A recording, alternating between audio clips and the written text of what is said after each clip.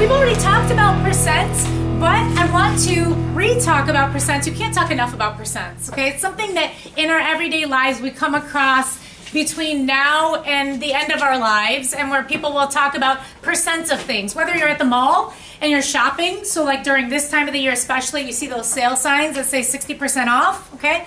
Or even if you're looking at something like fertilizer, where they actually need to have a certain percentage of a particular chemicals, whether you're talking about fertilizing your lawn in the fall or fertilizing your lawn in the spring. You need different amounts because you need your grass to be taken care of in different ways in the fall or in the spring. In the spring, you really want your grass to look pretty and green. So what they do is they increase the amount of nitrogen that's in there. They change the percent composition of the fertilizer so that there's more nitrogen in there. In the fall, they actually change the amount of potassium in there. Anybody know what the potassium will actually do? What do you want to happen to your grass in the fall? You don't really care about how it looks, but you care about what? How strong it is. So what it actually does is the potassium will actually strengthen the roots. And so that way you don't have dead grass once the spring comes back around again. So we also use percents as well in things like vitamins. If you're ever looking at your vitamins that you're taking or the cereal, that it'll have percentages. So any of those nutrition labels will have different percentages that are on there. And they'll talk about the daily percentage requirements, things like that that are on those containers. So what we're going to be talking about is where do they get these percents from, and talk about these mass percents of chemicals. Okay? So this is a percent by mass of each element in a compound, and it all adds up to 100%. So why do we need to know it? It's basically in and all around us. So in pharmaceuticals, if there's a particular drug that you need to be prescribed for a certain reason, so depending on whether it's an itch cream or something like that you need, there are different percentages. Like it'll say what percent hydrocortisone there is in some of these. And depending on what the needs are for how bad this, whatever the bite was, then you need a certain percentage. So all we're going to do, and this just talks about the fertilizer, about strengthening the roots. All we're going to do is you're going to take your grams of whatever the substance is that you're looking at, you're going to divide it by the total times 100. So if you wanted to know what percent of people in the room were wearing hoods. So what I'm going to do is I am going to find out what two pieces of information do I need to know if I want to know what percent of people are wearing hoods in the room. What would you do? Find number of people in the room. Number of people in the room and number of people wearing hoods. And what are you going to do? Divide which over which? The hoods over total. Awesome. Same thing. You take the grams of whatever your element is, and you're going to divide it by your total mass of your compound. And you're going to multiply by 100. That's all you need to do. So let's do this real quick. So number of people wearing hoods, please raise your hand if you're wearing a hood. 1, 2, 3, 4, 5, 6, 7, 8, 9, 10, 11, 12, 13, 14 wearing hoods. And if we count the total number of people in the room, then we get 2, 4, 6, 8, 10, 12, 14, 16, 18, 22, 24, 26, 28, 30, 32. Divided by 32 people. And then what do you do to this number? Divide it, and when you divide it, you get a fraction. So what you need to do is multiply by 100. Okay, and what do you get in your calculator? 43.75, so we're just going to say 43.8%. Okay, so that's all we're going to do. It's this simple. So the first question, now all we're going to, that's it for the notes, by the way, okay? All we're going to do now is we're going to do examples. So if you think you know what you're doing, work ahead, all right? To make sure that you know what you're doing. So it says that we've got an 8.2 gram piece of magnesium, and it's combining with oxygen to form a compound. And so we want to know the percent composition of the compound. So to figure out the percent magnesium, we need two things. We need to know how many grams of magnesium we have, and we also need to know our total. So let's find our grams of magnesium. How many grams does it say we have of magnesium? 8.2. And it is grams for every mole, but we're just going to call it grams in this case too. Whether sometimes you are actually doing grams. Sometimes you're getting it from the periodic table. So we're just going to say grams because they'll cancel out anyway. We're looking for a percent. How do you get your total? You add them together. So we're going to add together 8.20 plus 5.40, and that gives us 13.60 grams total. But that gives us a fraction. So again, we need to Divide. divide and then multiply by 100. Awesome. So I've got 8.2 divided by 13.6 times 100. And that gives me 60.3% is magnesium. Now, I could do the same thing for oxygen, but what's the easier thing to do? Subtract it from 100. Subtract from 100. If it's only made of magnesium and oxygen, then I can just do 100 minus 60.3%, which gives me what? 39.7. Awesome. So then I've got 39.7% of it is oxygen, and I'm done. Okay, next problem. Calculate the percent composition of propane. Propane is used in the grills and the gas grills. What's wrong with this problem? There are no numbers. Guess what you need to make? L chart. Yes, very good. So we're going to L chart this. So I've got carbon and hydrogen. How many carbons? 3. How many hydrogens? 8. Carbon is 12.01, so we're just going to say 12.0. And hydrogen is 1.0. So I've got 36 for this, and I've got 8.0 for that. And if I add it up, I get 44.0 grams per mole. Okay, so if I want my percent carbon, same thing. I'm going to take my percent of my element, or my grams of my element, I'm going to divide it by my total and times 100. So, back corner of the room, can you please tell me what you would do for the percent carbon? Divided by 44. Good, divide what by 44, you're right. 36 by 44. Perfect. 36.0 grams of the carbon. Again, it's grams per mole, but it's going to cancel out anyway. Divided by the 44 grams per mole total. And so I divide and then I multiply by 100. So 36 divided by 44 times 100. Did you get 81.8? I did. Yep, 81.8. 81.8% is carbon. Again, if I need the percent hydrogen, what is the easiest thing to do? Subtract from 100. Good, so 100 minus 81.8 gives me 18.2% hydrogen.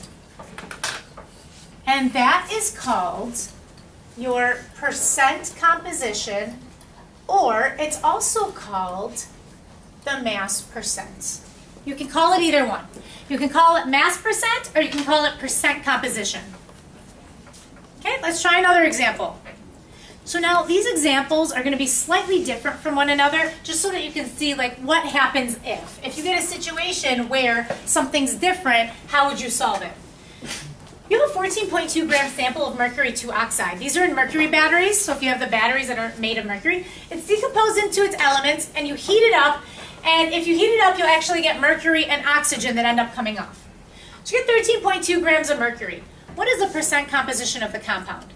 There are 2 ways that you can solve this problem. Somebody want to tell me one way of solving the problem?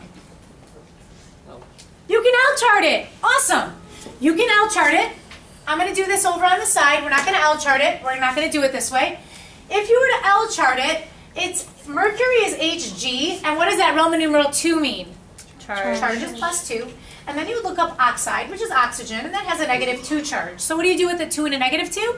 Cancel them out. You would just get HgO, okay? And then you would end up L-charting it, and you would have 1 to 1, and you could work it out that way, okay? We're not going to do it that way. Instead, what we're going to do is we're going to use the numbers that we're given, and you'll get the same answer either way that you want to do it, okay? So, in this case here, we want to know our percent mercury, and we're looking for our percent oxygen. So whenever they say percent composition, it's the percent of everything that it's made of. So how do you think I need to get my percent of mercury? What do I do? How many grams of it are mercury? 14.2. Just mercury. Oh. 13.2 is mercury. Here is the trick question. What is your total? What is the total? I'm hearing the right answer. Everybody. 14.2. How come 14.2 grams total? How come we're not adding it like we did in the problem up on top? Right there. It already says. It says that's the total. Good. So you're not adding this together and getting 27.4 because this is the total already is 14.2. So be careful with the words. In this one, we didn't know the total, so we had to add the 2 up. But in this one, they do tell us the total. So what we're going to do is multiply by 100. 13.2 divided by 14.2. And are you getting 92.95? Yeah. So what would that be? 93. 93.0. We're always going to stop at the tens place. And so that's my percent mercury. Again, easiest way to find my percent oxygen is subtract from 100. And I get 7.0% is oxygen. All right. Next, silver sulfide is used in optical and electrical devices. What's the percent composition of Ag2S? Again, they're not giving us any numbers, so what do we need to make? L chart. L charts. So we're going to L chart this again. So I've got Ag and S. There are 2 Ags and 1 S. So I look up silver on the periodic table and it says 107.9. So that's 107.9. And sulfur is 32.1. So I'm going to do 107.9 times 2, and that gives me 215.8. And there's just 32.1. So if I add this up, I get 247.9 grams per mole. All right, so I need the percent silver, and I need the percent sulfur. How do I do the percent silver, everybody? What do I do? What number goes on top? Everybody, 1, 2, 3. 215.8. Awesome. 215.8 grams is silver. And you divide it by what, everyone? 1, 2, 3. 247. 247.9. Very nice. 247.9 grams total. You always do it the same way, and then times 100 again. Otherwise, you're getting a fraction. And when I divide it, I get 87.05. So what would that be? 87.1% is Ag. And again, if you do 100 minus your answer, then what do you get for your sulfur? 12.9. 12.9 perfect percent is sulfur. Got it? Pretty easy? Yeah. Okay. All right. So now the only other type of problem that you can get is what happens if they tell you that you have a bag of a particular substance and they want to know how much of it is silver or how much of it is sulfur. Okay? So now we're just going to talk briefly about what happens if you're asked, you're given the percent and you're asked how much of something you have. Okay? So we'll do an everyday life example first. It says the percent can be used in the opposite way to determine how many grams of an element there are out of the total. In order to calculate with percents, you need to make the percent out of 1 instead of out of 100. So you can divide by 100, or, everybody say this with me, you can shift your decimal 2 loops back, multiply by the mass. Now, the last part was add the number shiggity shat, but that was for calculating the average atomic weight. We're not calculating the average. We just want to know how much of it is being represented. That's all we want to know. So it says, and let's do an example before we do this sweater example at Old Navy. So let's say that I want to know the number of people. I'm going to tell you that I've gotten within 2. First hour, I actually got, the answer was 25.7, and we counted 25, so I was like right on. I'm going to say in this room that 88% of the people in the, no, 83% of the people in the room have dark hair. 83% of the people have dark hair in the room. And so what we're going to do is, let's say the total in the room, we already figured this out. We said the total in the room was how many people? 32. Okay. And we've got 32 people in the room. And I want to know how many people should have dark hair in the room then. So if you're ever, this is backwards, because before we were trying to figure out the percent. Now we're trying to figure out how many people given the percent, okay? So how do I do this? Shift your decimal 2 loops back and multiply by the total number of people. We're not a mass, we're people, right? So we're going to multiply by the total number of people. So go ahead and plug this into your calculator. So we've got 0.83 times our 32 people 26.5. 26.6, basically, people. Okay? So raise your hand if you have dark hair. So 1, 2, 3, 4, 5, 6, 7, 8, 9, 10. I'm going to say yours is light. Yours looks light today. Me? Yeah, both of you, but the same color. Yours is light too. Yeah. 11, 12, 13, 14, 15, 16, 17, 18, 19, 20, 21. I missed the person in the back, 22. 22, oh, I was off on this one. So 22, this would have been closer to 26 or 27, okay? So that's how you do that. If you are given a percent and you're given a total, then you just have to multiply the two, but you have to shift your decimal 2 loops back because you need to use the fraction instead of the percent. So let's, this question says, there's a sale at Old Navy. So right now, during all this crazy holiday shopping, you'll see signs that say like 60% off this rack. And so you can, some places do have a price check. So you can go and find one of those price check things and you scan it and it'll tell you how much it costs. But maybe you want to do it in your head because you don't want to go find this price scanner, okay?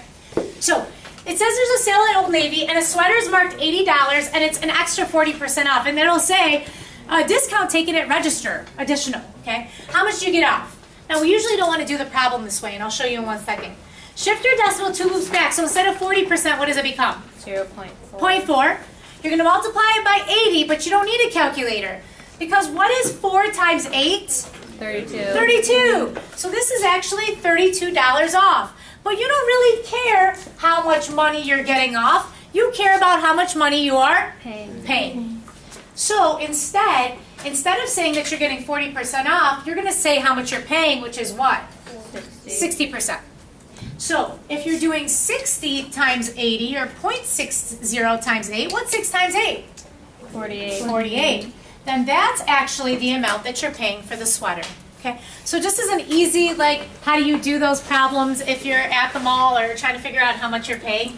Okay, so let's try these out. Before we do this, let's say that I had a huge sample of mercury oxide, HGO. HGO will always be, we figured this out on the first page, 93% mercury and 7.0% oxygen. Meaning, if I have a really, really small sample of HGO, then what percent of it is mercury? 93% is mercury, and what percent is oxygen? 7.0% is oxygen. So, it doesn't matter how big or small your sample is.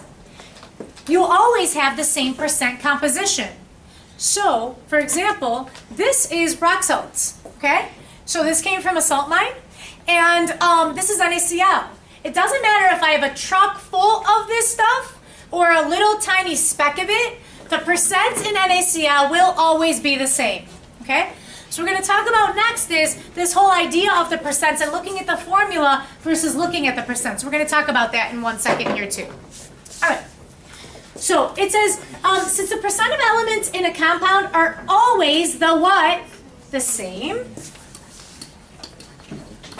So like this, they're always the same. For that substance, you can find the percent and then you can multiply to see how much is being represented by that particular element. So we're just working backwards. And the way you're going to do it is, you're going to find the percent of the element in that compound. If they give it to you, you can skip this step. The way you're going to find your percent is, circle this, make an L chart. Okay, you're going to make an L chart. If you're already given the percent, then all you need to do is, everybody say it with me, shift your decimal 2 loops back, multiply by the mass. That's it, and then you're done. Okay? So, this question 4 says that you have water, you have 50 grams of water. Okay? And you want to know how many grams of hydrogen are in the 50 grams of water. So, I'm going to tell you something. On the quest, people would come up to me and say, Ms. Ismail, I think there's something wrong because I'm trying to use the switch it thing, and they gave me grams, and I'm going to grams. If you're using the switch it thing, you need to be going to what? Either moles or fame or liters of a gas. And in this case, we're going from grams to grams. So you're not doing a bridge like that. Instead, all they're giving you is this 50 grams of water, which water is H2O. So what do I need to make first? L chart. Awesome. So we're going to do first is we're going to make an L chart. So I've got H and O, 2 H's and 1 O. H is 1.0 each, and oxygen, everybody knows, is 16.0. So I get 2 and I get 16, which gives me a total of 18 grams for every mole. Okay? So my percent hydrogen. How do you figure out the percent hydrogen again? You take your grams of hydrogen, which is how many? 2. And you divide it by your total, which is, everybody? 18 grams total.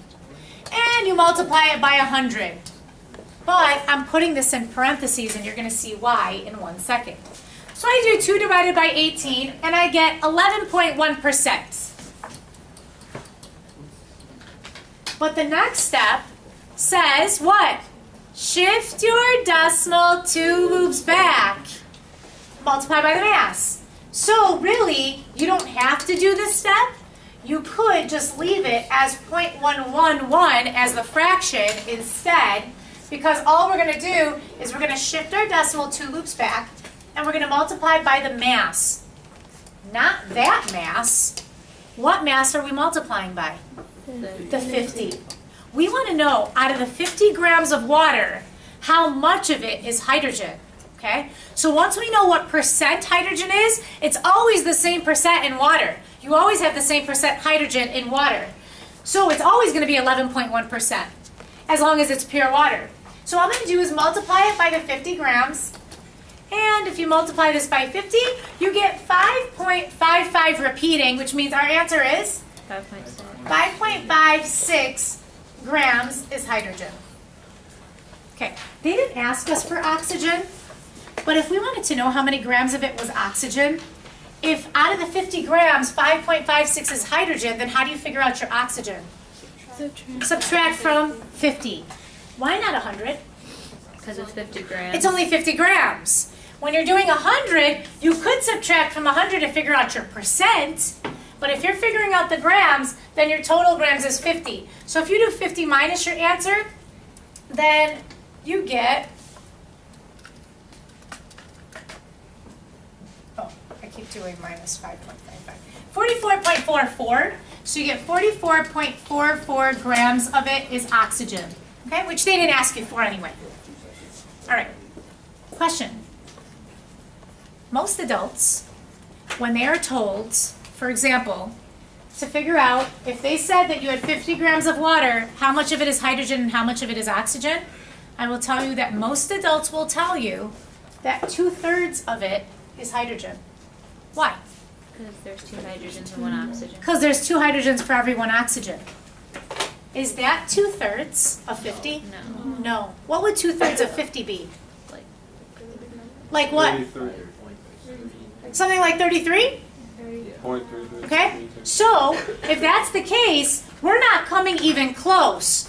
Why is it that if it's a 2-to-1 ratio, if there's 2/3 hydrogen to every 1 oxygen, how come our answer isn't 33 grams? Because hydrogens are less. Perfect! Hydrogen weighs so much less. Per mole, how many grams is hydrogen? 1. How many per mole, how many grams is oxygen? 16. There is a huge difference between the mass of oxygen. So as an atom, oxygens actually take up a lot more mass. So if you were asking by mass, it's actually way more oxygen than it is hydrogen, even though you have double the number of hydrogens as you do oxygen. So just keep that in mind, that when you do this, it's mass percent, whenever they ask you for percent composition. Last question. It's an icy day. You need to go out to salt the sidewalk. You have a big bag of salt. Actually, you just have a small bag because it's only 30 grams of calcium chloride. Determine the percent composition of each element and how many grams of each element are in the bag. We're doing the same thing. So, I'm not given any percents. So what do I need to make first? I'll chart it. I'll chart this. I've got calcium and chlorine. And calcium I have 1 of, and chlorine is 2. Calcium is 40.1 grams for every mole, and chlorine is 35.5 from the red number.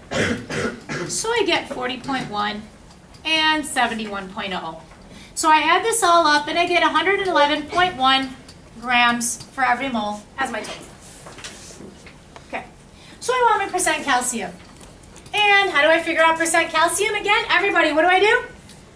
40.1 divided by what? The total, which is?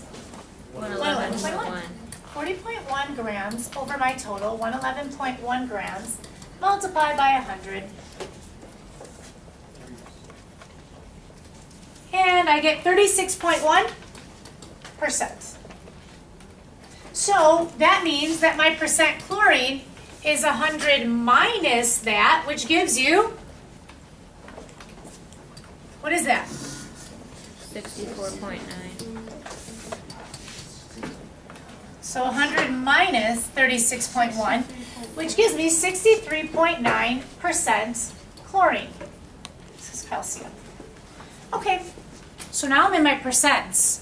Once I have my percent, I need to know how much of the 30 grams of is calcium and how much of the 30 grams is chlorine. So now what do? Everybody say it with me. Shift your decimal 2 loops back, multiply by the mass. So all I'm going to do is I'm going to shift this 2 loops back, and I'm going to multiply it by what? 30. And I'm going to do the same thing to this one. Shift my decimal 2 loops back, multiply it by 30.